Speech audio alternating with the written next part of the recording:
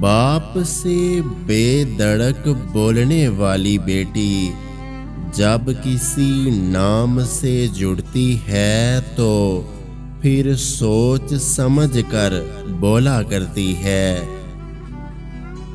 بیٹیاں کھلونا نہیں ہوتی، بابا تو بس پیار سے گڑیا کہتے ہیں۔ والدین اور درخت بوڑھے ہو جاتے ہیں لیکن ان کی چھاؤں ہمیشہ گھنی ہوتی ہے۔ بیٹی سے محبت کرنا، انہیں عزت دینا اور انہیں اپنے جگر کا ٹکڑا کہنا، یہ بھی میرے نبی کریم صلی اللہ علیہ وآلہ وسلم کی سنت ہے۔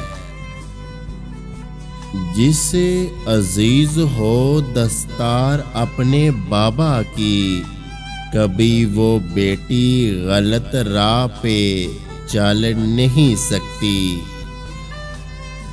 ماں زندگی کی تاریک راتوں میں بھی روشنی ہے، باپ ٹھوکروں سے بچانے والا مضبوط سہارا ہے۔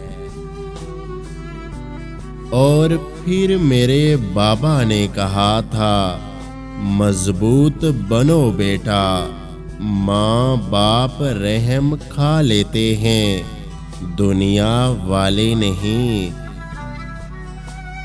محبت ماں سے سیکھو اور صبر باپ سے۔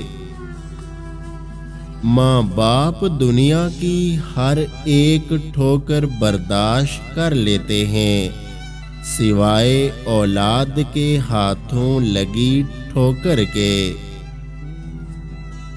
دکھ درد کی دوائیں ہوتی ہیں، باپ ہوتے ہیں اور مائیں ہوتی ہیں۔